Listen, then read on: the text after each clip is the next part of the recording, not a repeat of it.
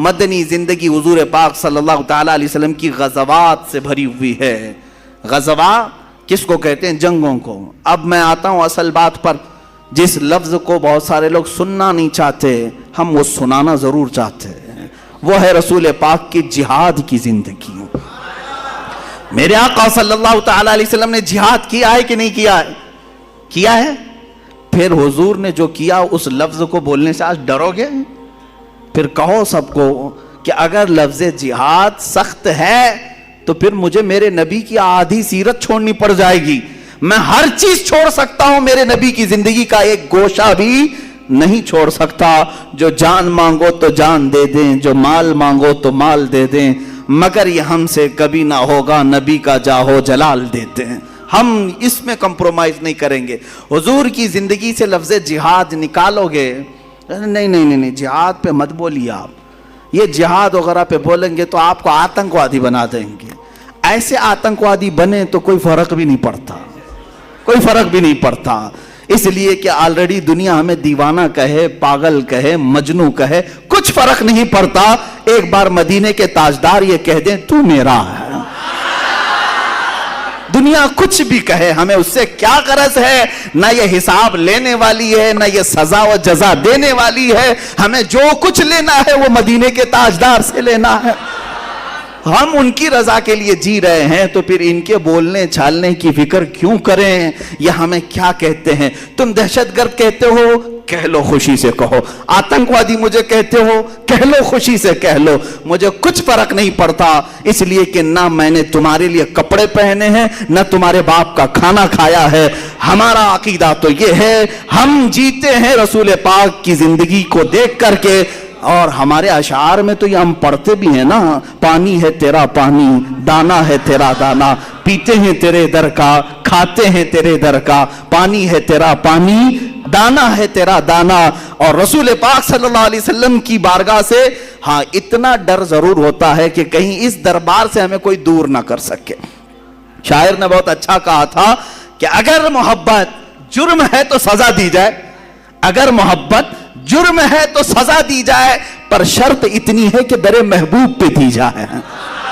بس ہماری خواہش اتنی ہے, مارنا ہے مار لو, حضور کے سامنے مار لو, کوئی فرق نہیں پڑتا. اب میں جو عرض کر رہا ہوں, لفظ جہاد کو جو بولنا بھی آج علماء نے ترک کر دیا, اور یہ ظالم یہی چاہتے ہیں. میں آپ کو کھل کر کے آج بتاؤں, کھل کے بتاؤں, پوری دنیا کے یہودی اور عیسائی مسلمانوں کے لیے اگر کوئی دو چیزیں نہیں چاہتے کہ کبھی ان کی زبان پر نہیں آنا ہے, تم کچھ بھی کر لو. احتجاج کرنا چاہتے ہو, ان کو چھوٹ دے دو, ان کو نمازوں کے لیے بھی چھوٹ دے دو, اذانوں کے لیے بھی چھوٹ دو, مسجدوں کے لیے, عیدگاہوں کے لیے, سب کے لیے چھوٹ دو.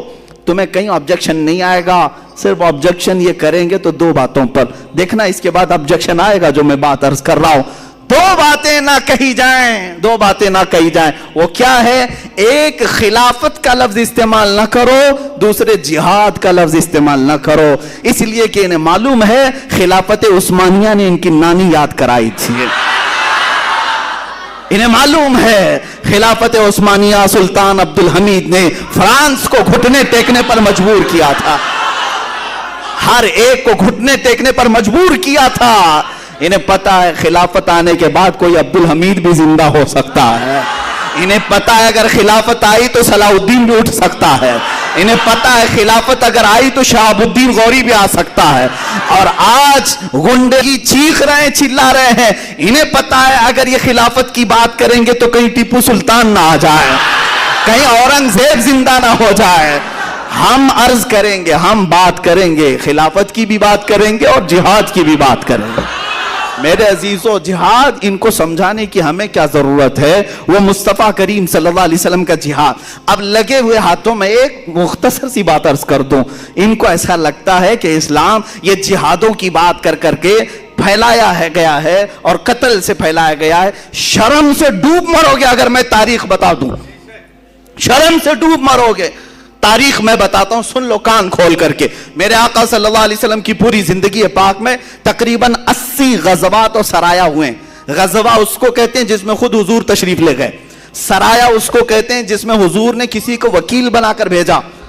اب خود نہیں گئے، صحابہ کو بھیجا. یہ ٹوٹل ملا کر کے 80 ہوتے ہیں حضور کی زندگی میں، وہ بھی 10 سال کی زندگی میں. 80 کو ہٹا کر کے بھی اگر دیکھیں تو 17 غزوات، بعض نے 27 کا ذکر کیا ہے جس میں حضور تشریف لے گئے. اے مسلمانوں سوچو، 27 جنگیں یا 80 جنگیں ہوئی حضور کی زندگی میں. سوچ رہے ہوں کتنی جنگیں، کتنی جنگیں، کتنی جنگیں، اتنی جنگیں 10 سال میں. لیکن قتل کتنے ہوئے یہ تاریخ ان سے بھی پوچھو، مجھ سے بھی پوچھو. پوری ان 80 جنگوں کے اندر 139 مسلمان قتل ہوئے. 139 کتنے؟ 139. اور ٹوٹل جو کافر مرے 112. ان پوری جنگوں میں 112 139 تقریباً 250 کے آس پاس. سمجھ میں آ رہا ہے؟ 250 لوگوں کا قتل ہوا 10 سال 80 جنگوں میں. تم اپنا بھی پیراہن ذرا چیک کر کے دیکھ لو. دنیا کی فرسٹ ورلڈ وار جو ہوئی، جس میں برطانیہ بھی ہے، جرمن بھی ہے، روس بھی ہے، سب جوجھ رہے ہیں. جانتے ہیں آپ فرسٹ ورلڈ وار، پہلی جنگ عظیم میں 1.5 کروڑ لوگ مرے ہیں. 1.5 کروڑ لوگ قتل ہوئے ہیں. تم امن کی بات کرنے کے لیے آج نکلے ہو، کہتے ہو جہاد میں بہت سارے لوگ مارے گئے. لا کے دکھا دو میرے آقا کی زندگی کی تاریخ میں کتنے مرے تھے اور تمہارے ہاتھوں سے کتنے مرے ہیں. فرسٹ ورلڈ وار میں 1.5 کروڑ لوگ مرے، اور سیکنڈ ورلڈ وار جو 39 سے 45 کے آس پاس، 1939 سے 45 کے بیچ میں قریب ہوئی، تقریباً 3 کروڑ سے زیادہ لوگ مرے ہیں. بعض میں تخمینہ بتا رہا ہوں 3 سے 5 کروڑ کے بیچ لوگ مارے گئے. زخمیوں کی تعداد الگ، جو گم ہوئے ان کی تعداد الگ. ارے کروڑوں کی بات کر رہا ہوں، حساب کہاں ہے آج؟ ان کو کہاں سمجھ میں آئے گا کروڑ؟ یہ مارنے کے خوگر ہیں، قتل کرنے کے عادی ہیں، اور بات کرتے ہیں چور کوتوال کو ڈانٹنے نکلا ہے. ان کے ہاتھ، ان کا دامن خون سے بھرا ہوا ہے. کتنی جنگوں میں کتنے مارے گئے، ایک لسٹ نکالو اور پھر آؤ میرے سامنے بیٹھو، حضور کی جنگیں دیکھتے ہیں. میرے آقا صلی اللہ علیہ وسلم نے بھی غزوات کیے. پورے ٹوٹل غزوات میں 250 سے زیادہ لوگ نہیں مارے گئے. 250 سے زیادہ. اگر یہ قتل کرنے کے لیے ہی جہاد ہوتا تو لاکھوں کی تعداد یہاں پر بھی ہوتی. اصل جہاد جو ہوتا ہے وہ امن قائم کرنے کے لیے ہوتا ہے. امن قائم کرنے کے لیے. جہاد کو ایک ایگزامپل میں بتا دوں. ایک ایگزامپل، بھائی تمہارا ہاتھ پھوڑی ہو گئی ہے، سڑ رہا ہے، ڈاکٹر کے پاس گئے، کیا کرے گا ڈاکٹر؟ چاقو مارے گا اور کہے گا میں یہ آپریشن کر کے کاٹ کے نکالتا ہوں. وہ جہاد ہی تو کر رہا ہے. وہ کیا کرنے کے لیے ہاتھ کی پھوڑی کاٹا؟ تم اس کو نہ ظالم کہو گے نہ بدماش کہو گے، ارے ڈاکٹر چاقو لے کے کاٹ دیا پھوڑی کو، نہیں، بلکہ کہو گے بڑا اچھا آدمی ہے، پھوڑی کو نکال دیا. ہاں اب آپ کو تاریخ میں بتاؤں، صحابہ نے جتنی مرتبہ تلوار اٹھائی پھوڑیاں مارنے کے لیے اٹھائی. زمین پر جتنے پھوڑے تھے ان کو مارنے کے لیے ہی نکالا. آج بھی دنیا اس بات کو تسلیم کرتی ہے کہ جس سے زمین پر خطرہ ہے اس کو اگر ختم کرنے کے لیے کوئی نکلتا ہے تو اس کو کوئی بھی آتنکواد نہیں کہتا، اس کو تو امن کا مسیحا کہتے ہیں. آج حضور پاک صلی اللہ تعالیٰ علیہ وسلم کے جہادوں کو جو تذکرہ کرنا بھی لوگوں نے چھوڑ دیا. یہی وجہ ہے کہ وہ تمہیں دباتے چلے گئے. اور اب تو یہ ہو گیا کہ ایک لقب دیا جا رہا ہے مسلمانوں کو. کیا لقب دیا جائے؟ جہادی ہے، جہادی ہے. بہت ساری جگہ ٹونٹ مارتے ہیں، یعنی تانے کے طور پر. تم تانا مارتے ہوں گے لیکن میں تو خوشی سے قبول کرنے کو تیار ہوں. بہت سارے لوگوں نے نمازی تو کہا تھا، حاجی تو کہا تھا، پہلے تم ہو جو جہادی کہہ رہے ہو. کیونکہ اسلام کے فرائض میں یہ بھی ایک فریضہ ہے. ہاں کلمہ پڑھنا ہے، نماز پڑھنا ہے، روزہ ہے، حج ہے، زکوٰۃ ہے. پہلے حج سے پہلے جو 5واں فرض تھا وہ جہاد فی سبیل اللہ تھا. جہاد فی سبیل اللہ تھا. تم نے نمازی کہا، رمضان کا روزے دار کہا، حج کا حاجی کہا، زکوٰۃ کا خیراتی کہا. ایک چیز بچی تھی جو تم نے ہمارے لیے کہا، کوئی مسئلہ نہیں ہے.